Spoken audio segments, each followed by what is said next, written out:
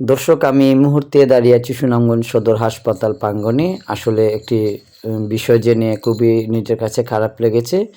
আজকে সকালে নাকি এখানে সদর হাসপাতালের ড্রেনের উপরে একটি নবজাতক শিশুর মরাদেহ রেখে চলে গেছে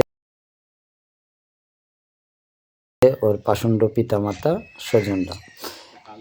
এই শিশুটিকে এভাবে ফেলে রাখাটা আসলে কতটুকু যৌক্তিক, আমরা আসলে বিষয়টি একটি মানুষের দৃষ্টিগোচর হয়েছে।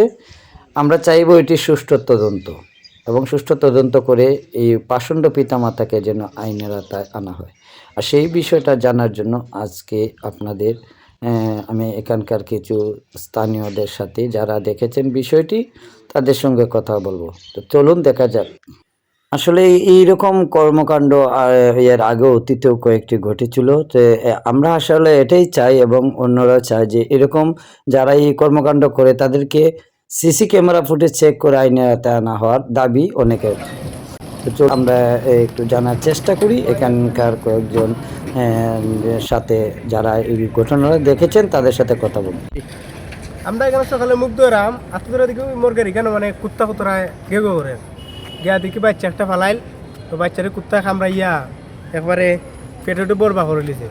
আমরা কাছে অনেক কষ্ট লাগলো যে আপন মা বাপ ছাড়া তো এটাকে ওইখানে ফালাইছে না, হয়তো মা বাপ ওইখানে ফালাইয়া গেছে। মানে আমরা একটাই বিচার চাই যে এই মা বাপরে এখানে আনা হোক, আইনের আওতায় আনা হোক, যে বাচ্চারা এরকম কেনে ফালাই রাখছে। সিসি ক্যামেরা আছে, আপনারা সিসি ক্যামেরার ফুটেজ কিটা দেখলেই আপনারা পাই দেবেন। চাচা, কি দেখছেন সকালে আজকে এখানে? এই যে একটা বাচ্চা 8-9 মাসের বাচ্চা এটা হলাইছে না এই বাথরুমের এখানে, ওইটা দেখে আমাকে সকালে একটা ছেলে ছোটো আমি আমার কিছু একটা খাওয়ার বাচ্চা খেয়ে কোনানো হলাইছে না, আমি তো আমি ঠিক এরকম এই কাজটা কি আপনার কাছে কেমন লাগছে? এই খুব খারাপ এই জিনিসটা হয়েছে, বুঝছেন? খুব হারে শাসন নেওয়া যাওয়ার হয়ে এটা শাসন নেওয়া না, এটা প্রায় চিন্তা করবো। পরে এই যে বাচ্চাটা কেউ নিয়েছিল মানুষের না? না এটা খাওয়াছি লাগাইছে, কুকুর নিয়ে গেছে। খাইছে খাওয়াছি লাগাইছে। খুব খারাপ লাগছে এখানে, ট্যাঙ্কির ভিতরে তো রাখছে যখন না কেমন হলে দেখছে না, খাওয়াছি সময় দৌড়ছে ইয়া ওই সময় বলছে দেখছে 8টায় গন্ধ বাড়ি গেছে আজকে।